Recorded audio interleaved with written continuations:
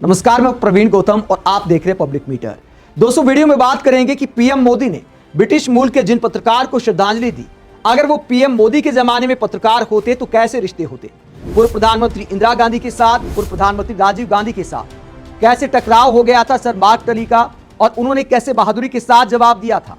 जब सिद्धांतों के साथ समझौते की नौबत आई तो क्या भाषण देते हुए बीबीसी से इस्तीफा दे दिया था। बीबीसी की वो बहादुर आवाज आज हमेशा के लिए खामोश हो गई और पूरा पत्रकारिता जगत, दुनिया भर के पत्रकार उन्हें सलाम कर रहे हैं, क्योंकि पत्रकारिता की वजह से उन्हें सर की उपाधि दी गई। सर मार्क टली का 90 साल की उम्र में निधन हो गया और भारत में उनका जो योगदान है पत्रकारिता में, उसके लिए देश के प्रधानमंत्री ने उन्हें याद किया। यह अच्छी बात है, लेकिन किससे आपको सुनाएंगे, 3 वाक्य आपको सुनाएंगे और आप खुद सोचिएगा, क्या मोदी के दौर में मार्क टली पत्रकारिता करते तो पीएम मोदी के साथ क्या सीन हो सकता था। राजीव गांधी के साथ और इंदिरा गांधी के साथ क्या संवाद हुआ था, वो भी आपको बताएंगे। पहले बताते हैं कि प्रधानमंत्री नरेंद्र मोदी ने उन्हें लेकर क्या कहा। प्रधानमंत्री ने उनके निधन पर यह शोक संदेश दिया। क्या कहा पीएम मोदी ने, हिंदी अनुवाद में आपको बता देता हूं। पीएम मोदी ने कहा कि सर मार्क टली के निधन से दुख हुआ। वो पत्रकारिता की एक बुलंद आवाज थे। भारत और यहाँ के लोगों से उनका गहरा जुड़ाव उनके कार्यों में स्पष्ट दिखता था। उनकी रिपोर्टिंग और अंतर्दृष्टि ने सार्वजनिक विमर्श पर स्थायी प्रभाव छोड़ा है। उनके परिवार, मित्रों और अनेक चाहने वालों के प्रति संवेदना। तो पीएम मोदी ने सर मार्क टली के भारत में पत्रकारिता में योगदान को लेकर उन्हें सलाम किया, उन्हें श्रद्धांजलि दी। लेकिन दोस्तों, मार्क टली क्या आज के दौर में भारत में वैसे ही पत्रकारिता कर सकते थे। मार्क टली का इतिहास आपको बताते कि कैसे सत्ता के साथ वो बार बार टकराए और जब अपने सिस्टम में भी परेशानी हुई तो कैसे इस्तीफा देकर काफी कुछ सुनाकर चले गए। मार्क टली कौन थे, पहले आपको बता देते हैं। 1935 में कोलकाता में उनका जन्म हुआ। पिता ब्रिटिश व्यवसायी थे। शिक्षा इंग्लैंड में हुई, लेकिन भारत के लिए उनका दिल हमेशा धड़कता था। तो भारत वापस आते हैं। 1964 में बीबीसी में उन्होंने नौकरी पाई। 1971 से लेकर 1994 तक बीबीसी दिल्ली ब्यूरो चीफ के तौर पर काम किया। निजामुद्दीन नई दिल्ली में उनका निवास था। तो 1971 से लेकर 1994 तक बीबीसी में, यानी 23 साल उन्होंने तकरीबन बीबीसी में काम किया। भारत में उनकी पत्रकारिता इतनी शानदार रही कि 1992 में पद्मश्री पुरस्कार दिया गया। 2005 में पद्म भूषण से भी नवाजा गया। 2 बार सम्मान पाने वाले चुनिंदा विदेशी नागरिकों में वो शामिल हैं। नाइटहुड सम्मान उन्हें 2002 में ब्रिटेन की महारानी द्वारा नाइटहुड सम्मान दिया गया। नाम के आगे लगा सर। तो पत्रकारिता से इतनी तारीफ पाई कि सर की उपाधि मिल गई। पत्रकारिता के अलावा उन्होंने कुछ चर्चित किताबें भी लिखी। ऑपरेशन ब्लू स्टार इसमें एक है। अमृतसर में जो इंदिरा गांधी ने ऑपरेशन ब्लू स्टार चलाया था, उसे लेकर उन्होंने किताब लिखी, Amritsar, Mrs Gandhi's last battle. इसके अलावा no full stops in India, परंपरा बनाम आधुनिक भारत, यह किताब भी उन्होंने लिखी। India's unending journey, from Raj to Rajiv, ये सारी किताबें उन्होंने लिखी हैं जो काफी चर्चा में आई। इसके अलावा इमरजेंसी में टकराव हो गया था इंदिरा गांधी के साथ। इंदिरा गांधी की वजह से मार्क टली को आखिरकार इंग्लैंड क्यों जाना पड़ा। जब सत्ता के सामने झुकने से उन्होंने इनकार कर दिया, इंदिरा गांधी की बात मानने से इनकार कर दिया, तो वापस इंग्लैंड जाना पड़ा। इसका किस्सा क्या है। इमरजेंसी के दौरान 1975 से लेकर 1977 तक इंदिरा गांधी और मार्क टली के रिश्ते अपने सबसे खराब दौर में थे। मार्क टली की रिपोर्टिंग से परेशान होकर इंदिरा सरकार ने उन्हें भारत छोड़ने का आदेश दे दिया। किस्सा क्या है, जब वो भारत छोड़ने वाले थे तो सरकार ने उन पर सेंसरशिप मानने का दबाव डाला, जिसे उन्होंने साफ तौर पर अस्वीकार कर दिया। यानी यह कहा गया कि आप भारत रुक सकते हैं, काम कर सकते हैं, लेकिन सेंसरशिप को मानना पड़ेगा। सरकार जो चाहेगी वही बोलना पड़ेगा। तो मार्क टली ने साफ इनकार कर दिया। इसका नतीजा यह हुआ कि उन्हें इंग्लैंड जाना पड़ा और 1977 में कांग्रेस की चुनावी हार के बाद ही वो भारत लौट पाए। जब इंदिरा गांधी 1980 में सत्ता में वापस आई तो उन्होंने मार्क टली के प्रति कोई द्वेष नहीं रखा और उनके साथ पेशेवर रिश्ते दोबारा सामान्य हो गए। तो बाद में इंदिरा गांधी ने उन्हें परेशान नहीं किया। एक बार रिश्ते जरूर बिगड़े थे, लेकिन बाद में जब दोबारा वो सत्ता में आई तो शायद गलतियों से सबक लिया होगा। इमरजेंसी की वजह से हार का सामना भी करना पड़ा था, तो इंदिरा गांधी ने खुद को करेक्ट किया और मार्क टली के काम में ज्यादा हस्तक्षेप करने की कोशिश नहीं की, कोई शर्तें उनके सामने नहीं रखी। इसके बाद राजीव गांधी के साथ भी टकराव हो जाता है। राजीव गांधी ने जब कहा कि बीबीसी अप्रासंगिक है तो मार्क टली ने क्या शानदार जवाब दिया था। 80 के दशक के आखिरी दौर में बोफोर्स घोटाले और आईपीकेएफ के श्रीलंका हस्तक्षेप को लेकर राजीव गांधी सरकार बीबीसी की रिपोर्टिंग से काफी नाराज थी। सरकार को लगता था कि बीबीसी भारत विरोधी एजेंडा चला रहा है। इसी खींचतान के दौरान एक अनौपचारिक बातचीत में यह तीखी बहस हुई। राजीव गांधी ने क्या कहा बहस में मार्क टली को। राजीव गांधी ने कहा कि अब बीबीसी को सुनता ही कौन है, भारत में इसकी प्रासंगिकता खत्म हो चुकी है, अब लोग सरकारी माध्यमों और दूसरे चैनलों पर भरोसा करते हैं। तो बीबीसी की आलोचना की जब राजीव गांधी ने तो मार्क टली ने क्या जवाब दिया? मार्क टली ने बिना एक पल गवाए बहुत शांत लेकिन सख्त लहजे में कहा, प्रधानमंत्री जी, आपको याद होगा कि 31 अक्टूबर 1984 को जब आपकी माता जी को गोली लगी थी, तब आधिकारिक पुष्टि के लिए आपने और आपके पूरे काफिले ने पश्चिम बंगाल में अपनी कार रोककर बीबीसी रेडियो ही ट्यून किया था। किस्सा यह है कि राजीव गांधी को यकीन नहीं हुआ, एक गहरा सदमा लगा था। तब राजीव गांधी ने अपने अधिकारियों को कहा था कि एक बार बीबीसी लगाकर देखो, क्या वाकई ये खबर सच है? तो बीबीसी पर इतना भरोसा किया जाता था। उसी भरोसे को याद दिलाया राजीव गांधी को मार्क टली ने। प्रधानमंत्री के सामने ऐसे जवाब देना आज के दौर में कितना मुश्किल है, आप समझ सकते हैं। एक और किस्सा है, साल 1989 में जब कांग्रेस की हार हुई तो बीबीसी फैक्टर को लेकर कई नेताओं ने राजीव गांधी से कहा कि बीबीसी की वजह से भी हमें नुकसान हुआ है। तो उसका किस्सा क्या है? 1989 के लोकसभा चुनाव में कांग्रेस को करारी हार का सामना करना पड़ा। उस समय पार्टी के कई नेताओं का मानना था कि बीबीसी और मार्क टली की नकारात्मक रिपोर्टिंग की वजह से कांग्रेस चुनाव हार गई। चुनाव हारने के बाद राजीव गांधी ने खुद मार्क टली को फोन किया और उन्हें मिलने के लिए बुलाया।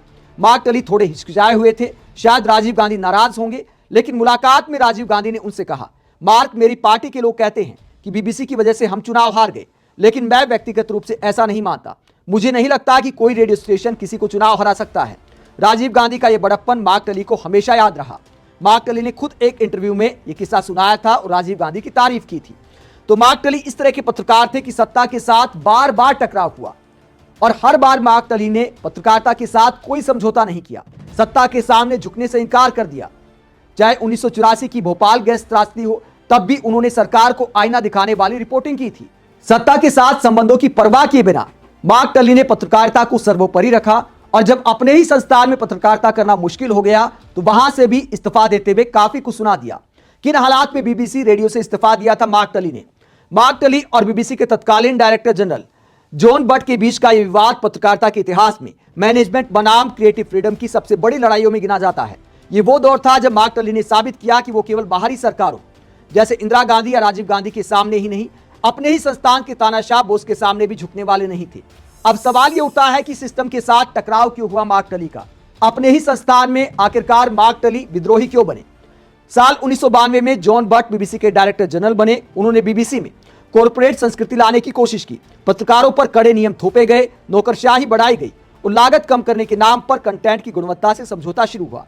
इस पूरी प्रक्रिया को बटिज्म कहा गया। मार्क टली को लगा कि बीबीसी की आत्मा स्वतंत्र पत्रकारिता को धीरे धीरे खत्म कर रहा है। 1983 में इसके बाद वो ऐतिहासिक भाषण देते हैं।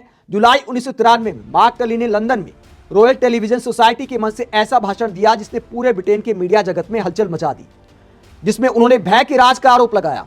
टली ने खुले मन से अपने ही बॉस जॉन बट की आलोचना करते हुए कहा कि बीबीसी के भीतर डर का माहौल बना दिया गया है। उन्होंने कहा कि बीबीसी अब पत्रकारों द्वारा नहीं बल्कि अकाउंटेंट्स और मैनेजर्स द्वारा चलाई जा रही है, जहां सच दिखाने से ज्यादा आंकड़ों और फाइलों को महत्व दिया जाता है।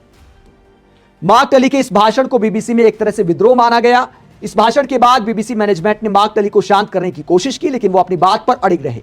उन्हें महसूस हुआ कि ऐसे माहौल में काम करना अब संभव नहीं है, जहां रचनात्मकता से ज्यादा कागजी कार्रवाई को अहमियत दी जाती है। आखिरकार जुलाई 1994 में मार्क टली ने बीबीसी से इस्तीफा दे दिया और इस्तीफा देते हुए क्या कहा उन्होंने कहा कि मैं बीबीसी का हिस्सा बनकर गर्व महसूस करता था, लेकिन अब वो ये संस्थान नहीं रहा जिसे मैं प्यार करता था।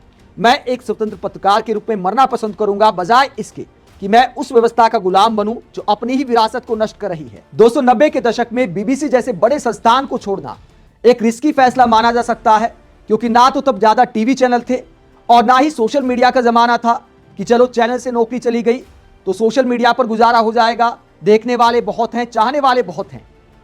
कोई विकल्प नहीं था ज्यादा। उसके बावजूद मार्क टली ने पत्रकारिता के साथ समझौता नहीं किया और उसका असर भी हुआ। जॉन बट के खिलाफ उसके बाद बीबीसी में अनेकों आवाजें उठी। जब मार्क टली ने इस्तीफा दिया तो उसका क्या असर हुआ? आंतरिक विरोध हुआ बीबीसी में। मार्क टली के इस कदम ने बीबीसी के भीतर एक लहर पैदा कर दी। कई अन्य वरिष्ठ पत्रकार खुलकर उनके समर्थन में आए और जॉन बट की नीतियों के खिलाफ आवाज उठाई। टली की इस बगावत ने दुनिया भर के पत्रकारों को यह संदेश दिया कि संस्थान व्यक्ति से बड़ा हो सकता है, लेकिन पत्रकार की नैतिकता किसी भी संस्थान के मैनेजमेंट से बड़ी होती है। तो ऐसी पत्रकारिता करते थे मार्क टली। तो सर मार्क टली ने पत्रकारिता के सिद्धांतों के साथ कभी समझौता नहीं किया और अपनी जान जोखिम में भी डाली। अयोध्या का किस्सा बड़ा मशहूर है। जब बाबरी मस्जिद का ढांचा गिराया गया था तो मार्क टली वहां पर ग्राउंड पर रिपोर्टिंग कर रहे थे। तब क्या हुआ था उनके साथ?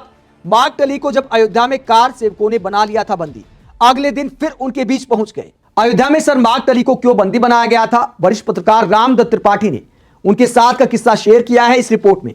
और क्या खुलासा किया गया इस रिपोर्ट में अयोध्या वाले किस्से को लेकर कि अयोध्या में सर मार्क टली को किन हालात का सामना करना पड़ा, क्योंकि बीबीसी ने जो हिंदूवादी संगठन थे वो जो लगातार आंदोलन कर रहे थे उसे लेकर एक नकारात्मक कवरेज की थी, तो उसे लेकर नाराज थे बहुत सारे कार सेवक। तो रामदत्त त्रिपाठी क्या खुलासा करते हैं इस रिपोर्ट में, वो कहते हैं जब अयोध्या में बाबरी मस्जिद बनाम राम जन्मभूमि विवाद तेज हो गया और उत्तर प्रदेश राष्ट्रीय खबरों का प्रमुख केंद्र बन गया, तो मार्क टली ने मुझे औपचारिक रूप से बीबीसी नेटवर्क से जोड़ दिया।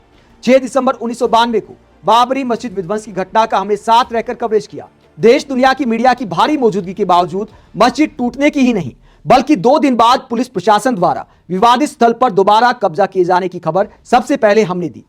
उसी 6 दिसंबर 1992 को दोपहर 12 बजे जब सैकड़ों कार सेवक बाबरी मस्जिद पर चढ़कर तोड़फोड़ करने लगे तो मार्क टली को तुरंत खबर देने की चिंता हुई। उस जमाने में मोबाइल फोन नहीं थे और इंटरनेशनल कॉल करना भी मुश्किल था। एक दिन पहले विश्व हिंदू परिषद नेता अशोक सिंघल ने बीबीसी की टीवी कवरेज की खुले मन से आलोचना कर दी थी। इसलिए न केवल मार्क टली बल्कि सभी गोरे पत्रकार कार सेवकों के निशाने पर थे।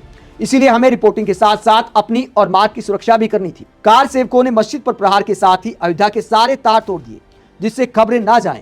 हमको कार सेवकों से बचते हुए फैजाबाद के ग्रामीण इलाकों से होते हुए केंद्रीय तारघर आना पड़ा। खबर फाइल करने के बाद मार्क ने मुझे लखनऊ में क्या हो रहा है पता करने को कहा। इस बीच वो कुछ पत्रकारों के साथ फिर अयोध्या चले गए। इस समय तक कार सेवक और बेखौफ हो गए थे। कार सेवकों के एक जत्थे ने मार्क व अन्य पत्रकारों को दशरथ महल के पास घेरकर बंधक बना दिया। गनीमत थी कि दशरथ महल के महंत मार्क को जानते थे और उन्होंने कार सेवकों को समझाया।